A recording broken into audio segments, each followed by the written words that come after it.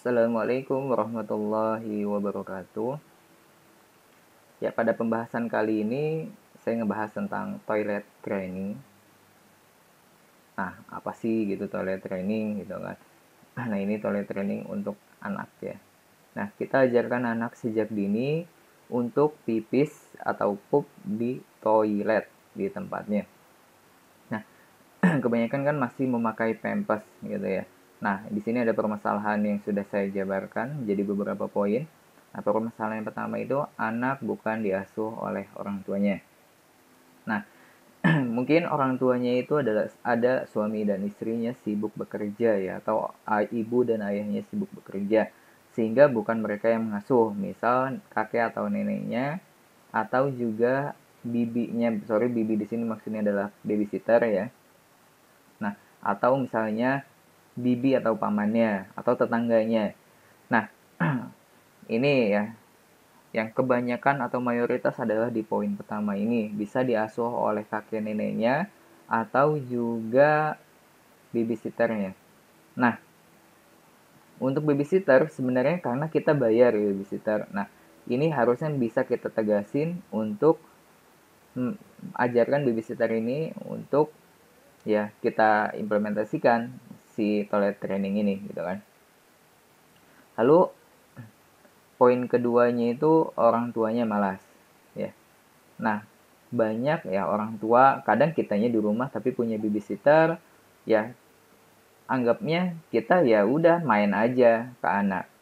Padahal kan mulai dari kecil itu anak itu sudah dididik. Yang dididik di sini adalah dididik untuk tidak manja. Ya. Lalu selanjutnya orang tua banyak uang. Ya. Ini hampir korelasi dengan poin kedua yang malas. Nah, malas di sini juga kadang ada yang maaf miskin ya. Ada yang kurang mampu, tapi dia malas gitu kan. Nah, lalu orang tua banyak uang. Nah, dari contoh 3 permasalahan ini, yang paling banyak itu yang tadi ya, yang poin pertama, anak bukan diasuh oleh orang tuanya. Nah, solusinya bagi yang misalnya orang tuanya kerja, nah mulai dibiasakan, dilatih semenjak kalian pulang kerja. Misal kalian pulang masuk dari jam 8 sampai jam 5. Nah, dari jam 6 sampai malam itu dilatih sebelum tidur lah minimal. Nah, awalnya gimana gitu ngelatihnya? Dilatih pertama lepas dulu tuh pampers. Pakai celana dalam dan celana gitu kan. Celana pendek aja untuk pertama-tama biarin gampang bukanya. Nah, pasti pertama itu dilatih dengan dicontohkan. Kalau cewek ataupun cowok sama ya, misalnya kalau cewek dicontohkan oleh ibunya atau untuk kalau cowok dicontohkan oleh bapaknya. Ajarkan dia pipis ataupun pup sesuai di tempatnya ya. Nah, beri contoh dia. Nah, lalu ajarin kalau misalnya pengen pipis atau pengen pup itu di sini ya. Tuh, nanti kalau pengen berasa pipis atau pup nanti bilang ke papa atau mama, nanti papa anterin ke WC gitu. Nah, beri dia seperti itu dulu penjelasan. Kenapa harus di WC gitu? Karena kalau misalnya di Pampers, nanti itu Pampers itu mahal misalnya ya. Diaper, sorry, nanti kok Pampers ini. Ya, nah, di situ mahal gitu. Sayang uangnya mending bisa ditabung misalnya buat beli hewan kurban ataupun apa. Nah, itu kita jelaskan kembali atau misalnya buat beli mainan lah.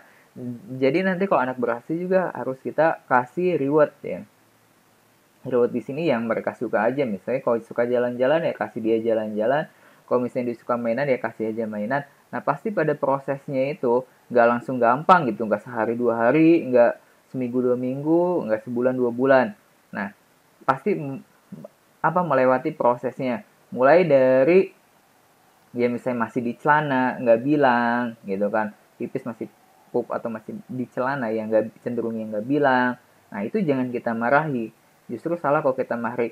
Kalau kita marahi justru dia tidak akan berani mencoba dan akan takut dan bakalan justru seperti itu terus.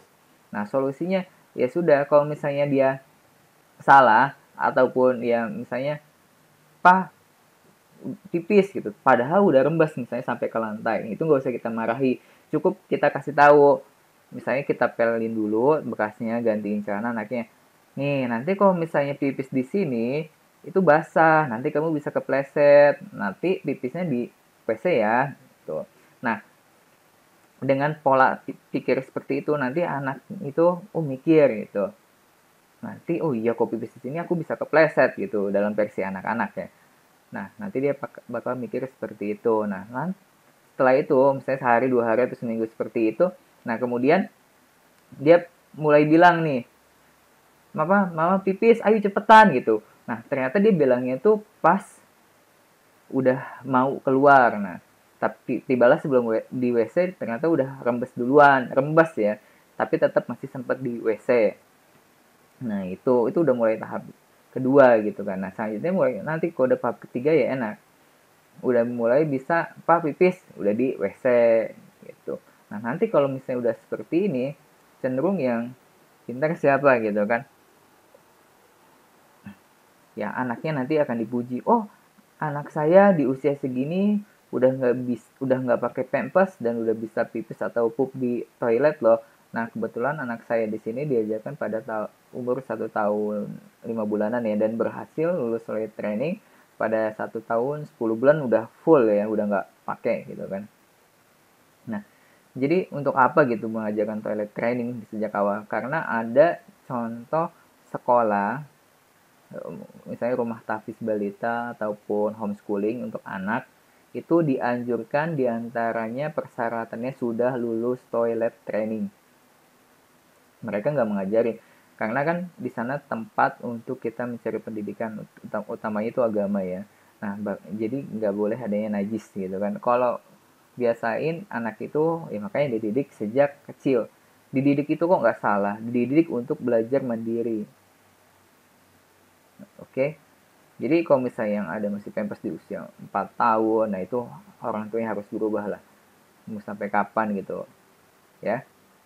Oke, demikian saja. Semoga bermanfaat. Semoga yang positifnya kalian ambil ya. Terima kasih.